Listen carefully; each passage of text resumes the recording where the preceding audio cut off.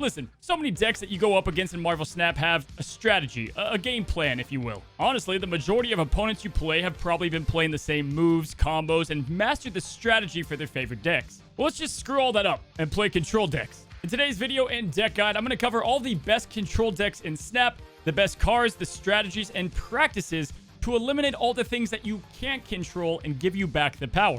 Now, the control archetype is unlike really any other in Snap. It's pretty unique. You're not going to rely on a bunch of cards to make a deck, rather than just having a couple of top-tier control options that are ridiculous to shut down a lane early, allowing you to really only focus on one other lane to win the match. Let's go ahead and dive in and quickly cover the important cards, the MVPs, the essentials, and then the decks most importantly. We're going to hop into some example matches to show how you control your opponent. If you're brand new to the archetype, I suggest stopping this video and checking the video up above for a Pool 2 experience in control. This is going to teach you the basics, and then this video will be focusing on adding some early Pool 3 additions and then the top tier options. Let's kick off with the important control cards with the MVPs, and we start out with DareDevil. Now, DareDevil is perhaps the best Pool 3 control card that you can unlock. He's going to act a lot like Storm. You can slot him into your favorite decks and immediately establish control by pairing him up with a couple other cards to pull off some nice combos.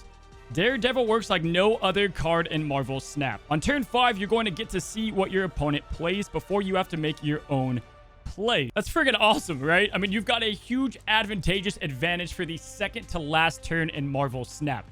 The turn where most players are going to snap, and you can decide if you want to retreat early if you see yourself losing, or you go full aggression and you attack with some strong combos, which DareDevil is best known for.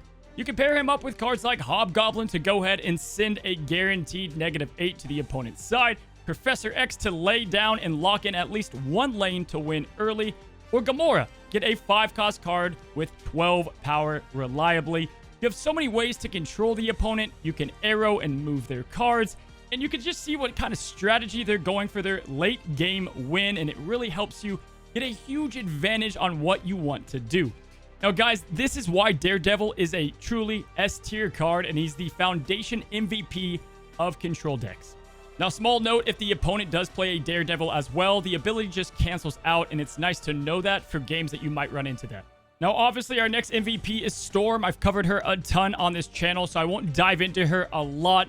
But Storm is obviously one of the best cards in the game. I mean, for the value that you get, you're shutting down a lane, and again, you're just throwing away the game plan that your opponent has. And so when you start to combine these control options together, you can truly just slot those two, DareDevil and Storm, into just about any deck to establish that control we were talking about earlier. But I want to talk about a card that has gotten a lot more notoriety lately, but I think she is a huge foundation to the way control works, and most control cards are going to benefit with her in the deck.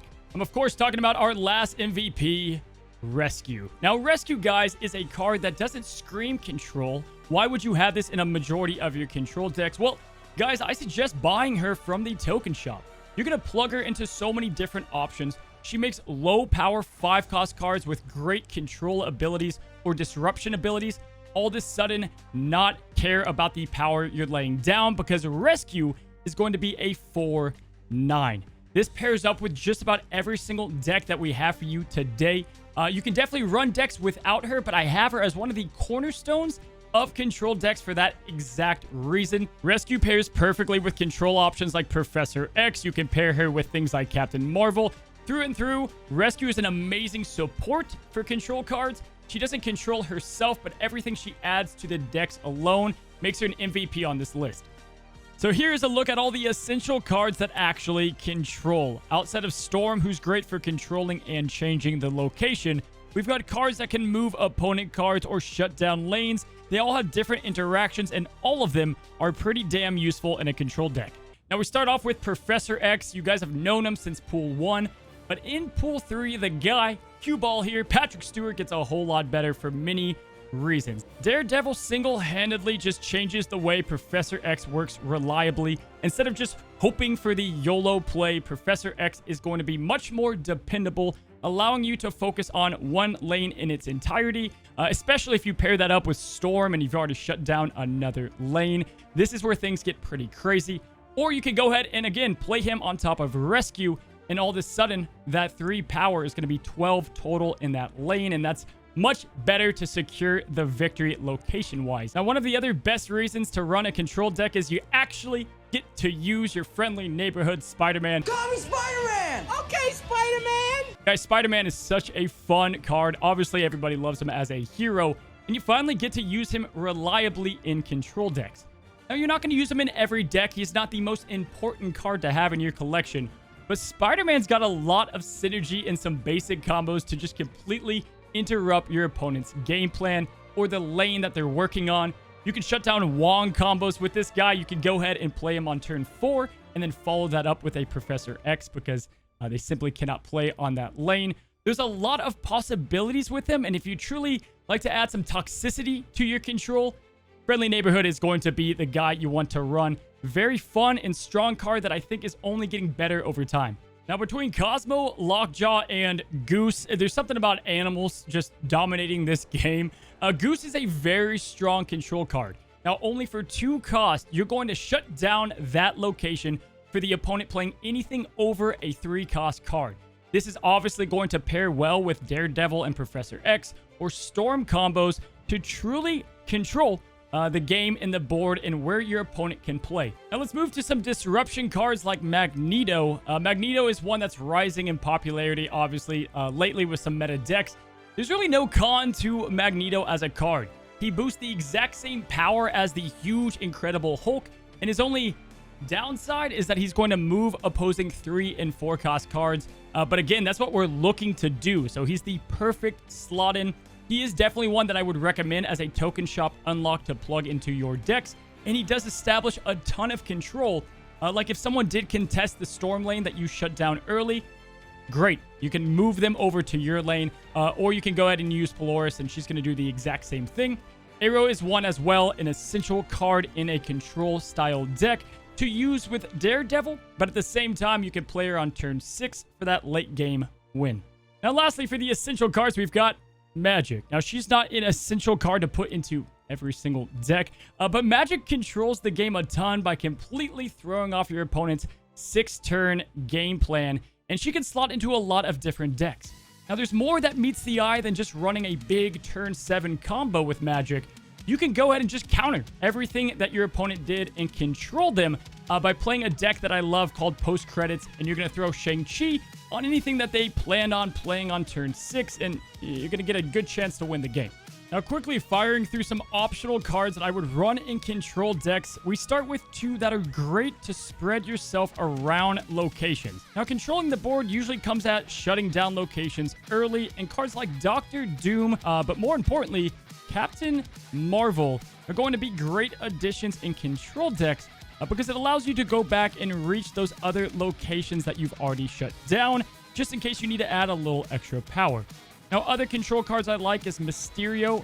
You're going to control their mind by plugging it of where you placed his power. And then Rogue, who is a perfect tech card for control decks. Your opponents are going to have a lot more limit on their options to where they can play their ongoing ability cards. And then Rogue is just going to take the Devil Dinosaurs, the Iron Mans, the Blue Marvels, the Patriots out there in the meta decks. And finally, one of our newest options in Valkyrie makes a fantastic option for control decks. We're going to run her a lot with cards with ongoing abilities because that 3-set power that she offers is not going to affect things like Ant-Man and Devil Dinosaur if you have their conditions met. Now, as far as counters, before we go into decks, I'll say a lot of the counters are cards that simply work for you as well.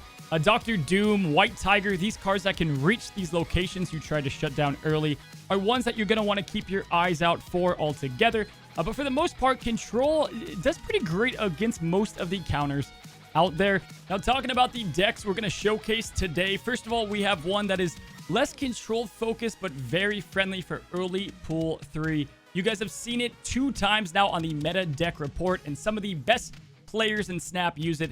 It's the 2 Devils control deck, and if you have Daredevil, it's one you want to use early on. It is all about, obviously, getting some nice control early and playing some 5-cost bangers. We've got cards like Gamora, Professor X. You can throw in Hobgoblin to go and capitalize on that Daredevil vision. But then Devil Dinosaur also relies us to have some nice power later in the end game. And then you have cards like White Queen that can give us more information. You combine that with Daredevil, and it's truly a spicy control combo. Again, there are so many different ways to run this deck. If you want to go more of a Sunspot Infinite combo, you can go with the Angela Nightcrawler stacking scaling from Angela. Or lastly, you can slot in, obviously, super powerful meta cards like Leader. If you had great luck with Coulson or Hill, you can plug them in. Or Mystique can go and copy Devil Dinosaur. Great deck. We'll play with it today. Let's move to a more control style deck, and one of my favorites. I call it the Left Lane Winner. Now, easily one of my favorite Pool 3 control decks, and this is the one that's the early Pool 3 favorite. You might be seeing tons of Pool 3 cards, but they're all replaceable for the most part. The way the deck works is by controlling lanes through Storm. You can shut down with a Spider-Man Professor X combo, maybe Goose. There's a bunch of options out there. Sometimes locations are going to help you shut down a lane early as well. And then all you got to do from there is play either Captain Marvel or Vision on 5, followed by Giganto for the big power play finish. Now, if you don't have Giganto, you can run Infinite instead. You can also do Hulk, even just a lot of power in the left lane. But do keep in mind that you're going to get that little extra power boost with Giganto if you happen to unlock him.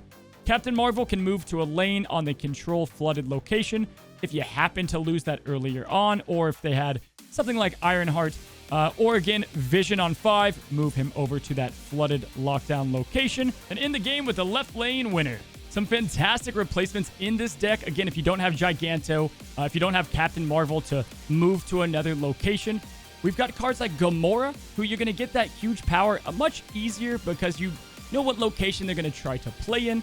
Spider-Woman is a great option as well to go and just nuke the power that they did lay and establish early while you focused on your control lane.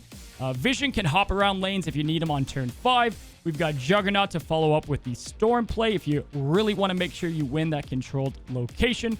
Extremely consistent deck and has control written all over it. Now, another control deck that I've already covered before on my Silver Surfer guide, I believe, we've got a Silver Control.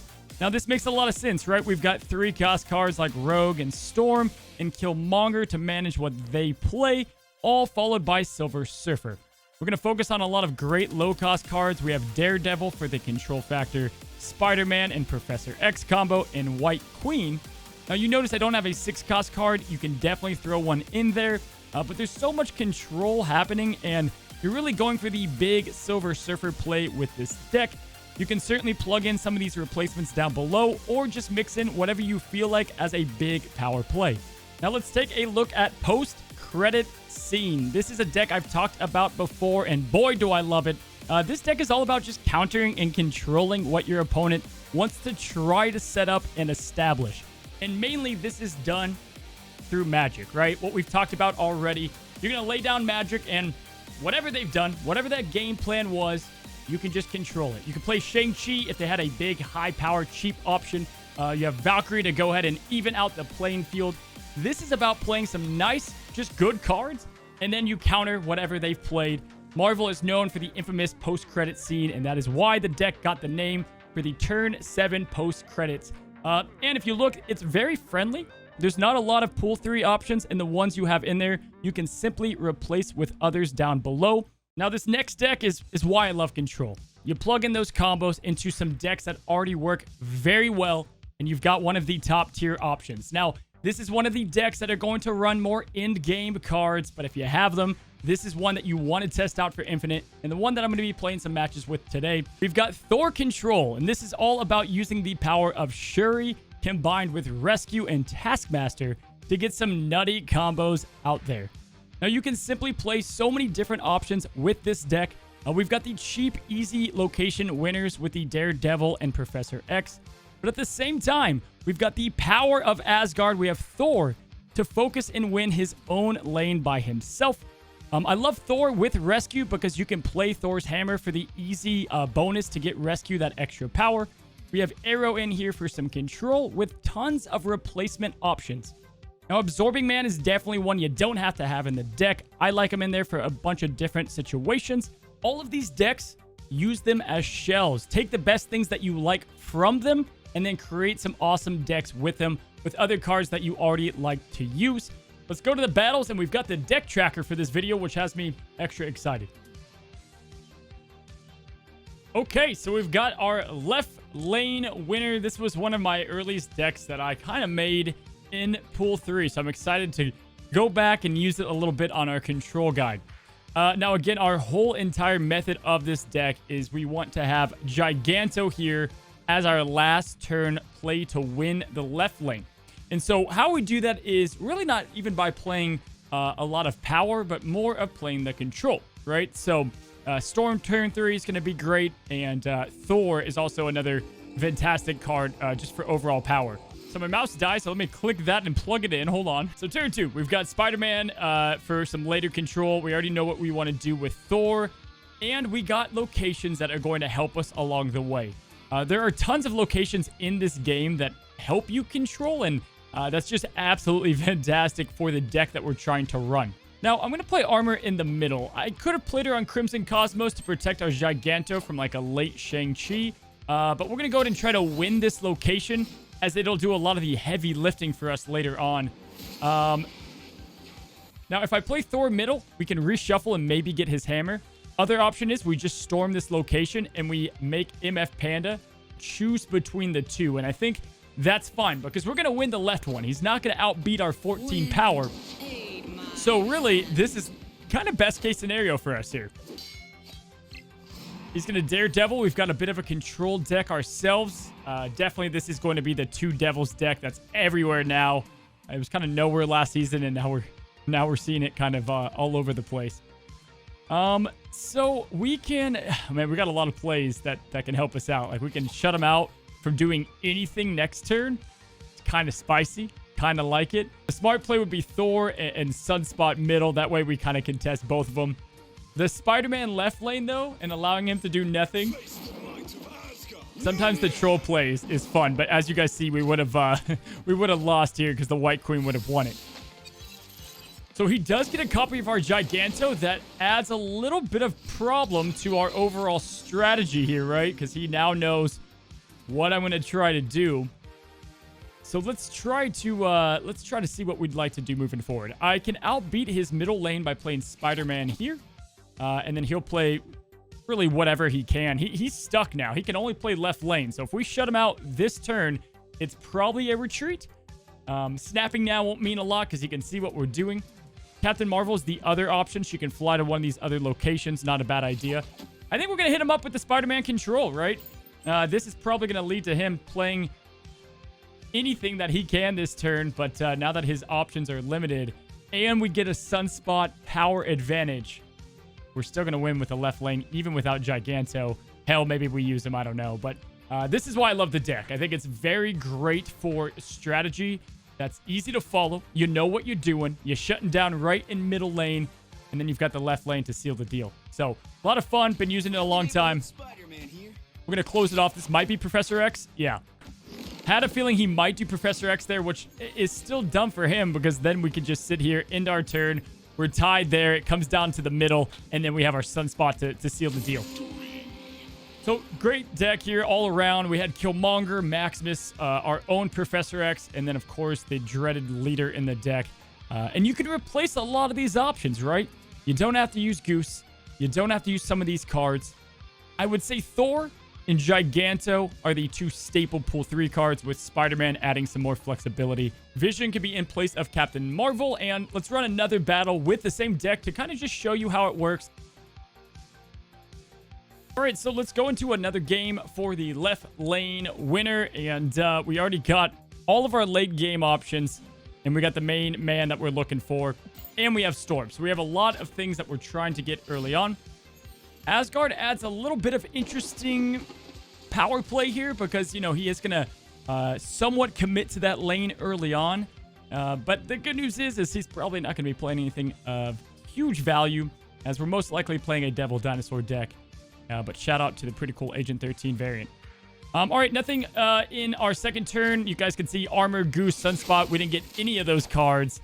A lot of our late game cards, and the Iceman hits our damn Professor X, and that is a bummer, because that makes them all but useless. He's playing probably a Devil Dino, right? So I'm going to go ahead and storm this location. He is going to take 2 of our cards with the deck tracker. No, I can't see which cards those are. That would be broken. The developers are a bit smarter than that, guys. We got the double on reveal flooding. That's always fun.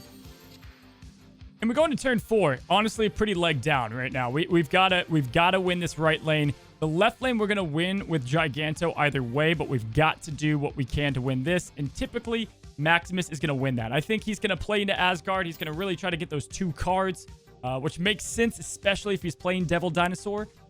But even with the tools that we have here, we are going to win. We've got Captain Marvel on 5, Giganto on 6. That's the recipe that we need to get the job done. Now, I've had Rogue in this deck. She's going to work as well. And that Asgard did absolutely nothing because he's already maxed out at 7-hand either way. So now this is pretty easy, guys. We go with the Captain Marvel play left side. End it on Giganto. Captain's either going to stay in this lane or fly to our flooded location if he happens to fill that. And he's going Carnage. Okay, so that actually makes this a bit more competitive left side. Yeah, we can beat that. We can beat that for sure. We're going to slap the left lane winner, the point of the deck. We did exactly what we wanted to execute. We shut down the right. We set up our Vision / Captain Marvel to switch lanes if we need to. And we've got the Giganto to win the game for us here on the last play. So right here, good play by him. Not going to lie, great play by him. But that's where higher, further, faster from our Captain Marvel wins us the game. And you got to love it. Gotta love it. Captain Marvel feels like a weird card at times because, you know, Vision you can control. The 6 power is nice, but it's not always that great. But in a deck that's about control, especially playing her into rescue, this, as you guys can see, is obviously where she comes in super clutch. And that's why I like Giganto in the deck, too. You can play it without him. You can play it with a Hulk, you know, your highest power cards. But if you think about it, past 12, you just have all these conditions that are tough to beat. Like Red Skull, maybe you could play into that. You could go ahead and do something like Destroyer if you have an armor lane, but then you play more of a Destroyer deck. So Giganto just fits this because it's the strategy of shutting down one of the other lanes. All right, some more deck action with the Devil Control. We're going to go ahead and open up with the Sunspot. Left side, 1-3 Sunspot to open the game. Definitely not a bad opening play. We got a huge advantage with Shuri's Lab, and we're definitely going to go and take advantage of the Wakandan Embassy boost. Now, we do have to be aware that he might have that as well. It might be on some higher cards, so we've got to keep that in mind. We've got a Domino coming out, so potentially we've got Agatha. That'd be fun. Kind of down for that. Let's go ahead, and I'm actually going to play Cosmo into Shuri's Lab, shut down any on reveals he might have. Maybe the Agatha plays Wave and tries to play herself early. And if it goes in Shuri's Lab, we would win. It's Ironheart. For the 1 boost, this is definitely an Agatha deck, right? Unless it's like a weird Domino Surfer deck, which those are kind of fizzled out in my opinion. We could spread ourselves wide and really pressure the guy. I think we might do that. I think we might go right here and just pressure him as far as lane presence, right, guys? We go 3 on the right. We're going to add Sunspot energy if he didn't die just then. And we're looking pretty solid. I would definitely shift from saying this is an Agatha deck to more of being a Silver Surfer deck with all of the 3-cost cards. Hell, maybe it's a blend of them. And now it's turn 5. So turn 5, we've got Devil Dinosaur boosted up. We've got Gamora. We've got She-Hulk. We've got a few different options we can roll with here. Our best option, the best one, besides snapping, is to do nothing. We're going to play the She-Hulk Devil Dinosaur massive combo. One of the reasons why I said that she might be of consideration of an early token shop unlock if you happen to get her in the rotation. Because our next turn, we could play like 25 power. And he's going to go for the massive Silver Surfer drop. And that's great and all, but we know he can't play that in the middle lane as far as at least the Surfer goes. So we can kind of do some, like, quick math. Surfer's going to go on the left lane, no doubt about it. Right? No doubt about it. So we'll Devil the left lane, She-Hulk the middle lane, and he's not going to be able to match that power. This is going to throw so much on him at once. He's probably going to put, like, a bunch of the 3 costs here and hope for that. He's out of here. He's out of here. And hell, we could have done that right lane too and really seal that up and do Devil right lane, She-Hulk middle lane. There's a lot of options that we could have played there, but like, you know, you guys have heard before, you just have to think about what the best turn is that they could possibly play and then, you know, play against that. So I've already done a Silver Surfer guide, but I want to show the control deck for the Surfer. Storm, Rogue, great 3-cost cards. Clearly awesome to plug into this deck. And we're going up against a Destroy deck. Now, we don't have Initiative. If this happens to be some reason a turn 2 Nova kill, then we're not going to be able to get rid of it. But we got Armor, and we're going to shut down whatever he's going to try to do early on. Negative Zone in our no cards revealed location coming on up. We've got loads of different options that we can play this specific turn.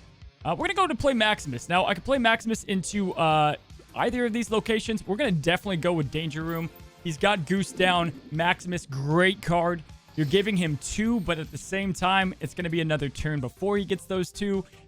And it's just tough to compete with that Maximus. We've got a Rogue for our control. Silver Surfer, obviously, later on. And even the cheeky Spider-Man if we'd like to play him now. Do we want to play Spider-Man now? Let's play Spider-Man right. And if we can use the combo that works into any deck, we're definitely going to do Spider-Man, followed by Patrick Stewart, right lane. Shut it down. We'll win the left one. Let's see if he plays right. Doesn't play right. Pulls my armor. That makes it a bit more interesting. I swear if that kills my Danger Room, I'm going to cry. Come on, Max. Come on. Survive. Friendly neighborhood Spider-Man here. All right. Max isn't going anywhere. Now we're set up for some pretty good success. We've got Max left lane. He would have to play into Danger Room. We've got Silver Surfer to boost him up, help him out. And he's probably going to be going pretty hardcore and flooding either way. Worst case scenario, he's got himself, what, an arrow, right? And he could pull us, but he can't because we've got Initiative. So we're going to go ahead and play Professor X. If he's playing the typical control disruption deck, it would pull us. He goes Sarah. And we're on to our last turn. The thing is, this is flooded. This is locked down. He only has 2 spaces left either way. So it's going to be tough to beat us. He can maybe go Silver Surfer, but that's not going to boost him all that much. But we do have Initiative, so we kind of have to be careful. So let's see what we want to do. Killmonger could get rid of the 2 on Nova. We have a bunch of these cards, which is fantastic. I think this plays pretty obvious. I think we're going to go Silver Surfer or Killmonger into Silver Surfer. It will boost up Goose. So it's really just a -1 play there. But other than that, this is definitely the play here that we'd like to do. So let's go ahead, seal the deal, boost up our 2/3 cost in that lane, kill his Nova, and get the W. I'd be shocked if he could steal this from us because of the Surfer power play.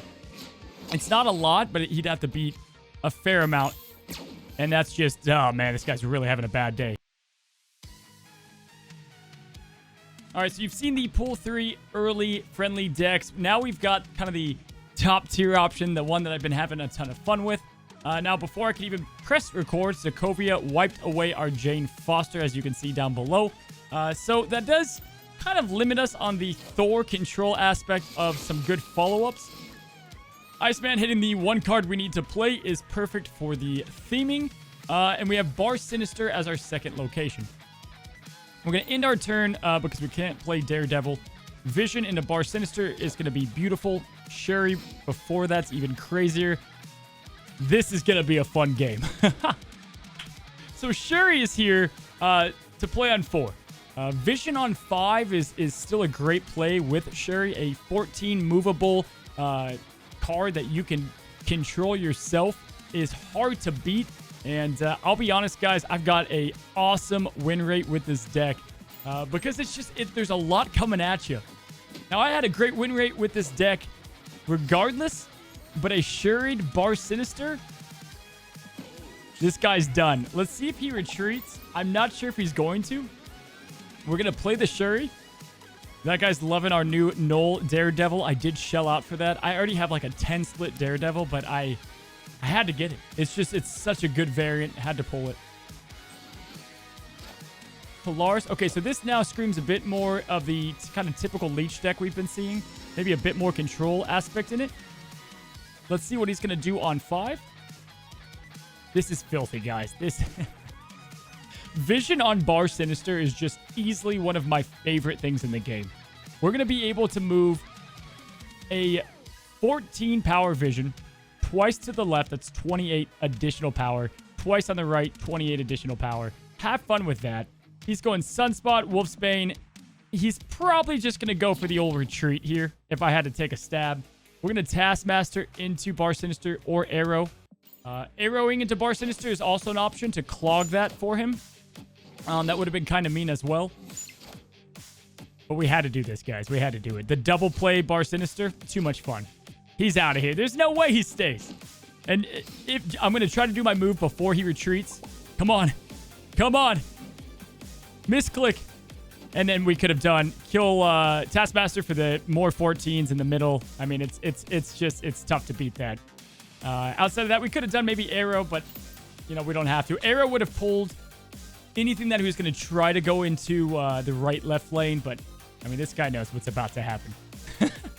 So this is just one way the deck can win. Obviously, Bar Sinister helped a ton, but still, this is the basic principle of this deck.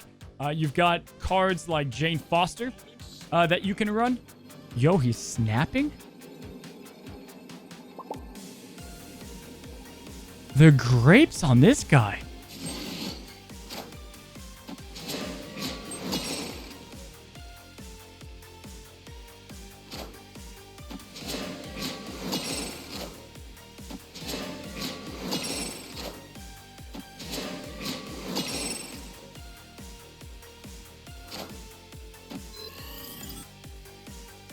But really, the main core of the deck is you can play Thor on 3, Shuri on 4, and then you have like a world of options. You can skip that and do She-Hulk on turn 6 with another card.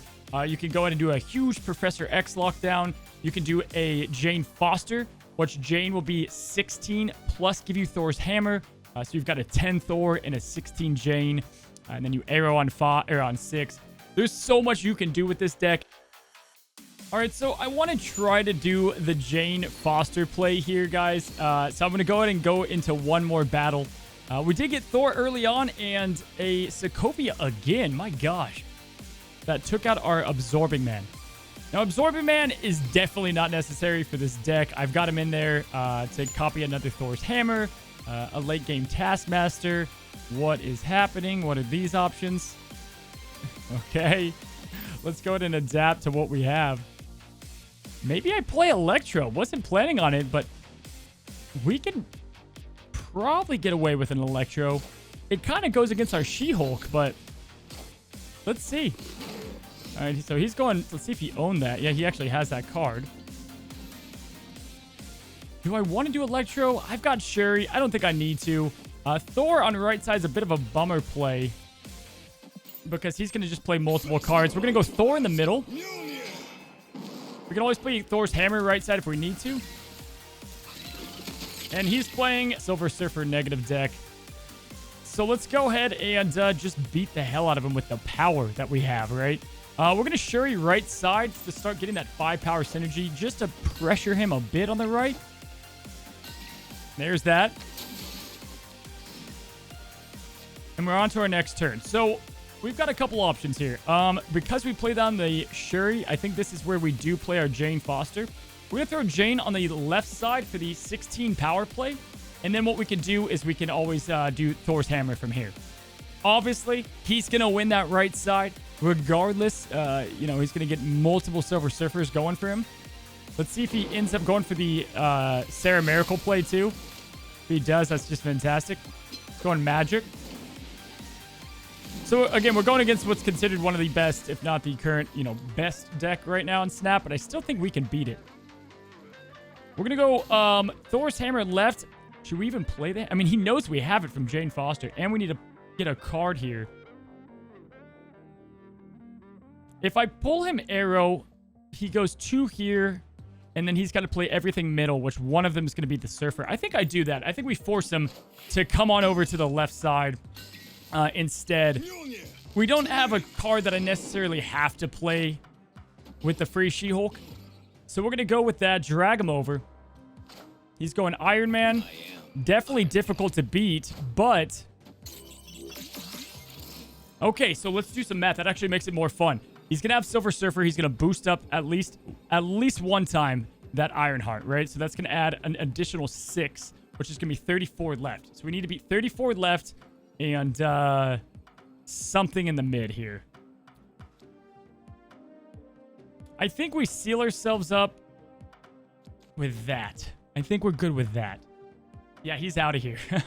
Nice. We beat a pretty good deck here. We beat a pretty good deck with the Thor method. And we happen to do the Thor method too, which is what I wanted to show you guys. That arrow play was definitely the right way about it.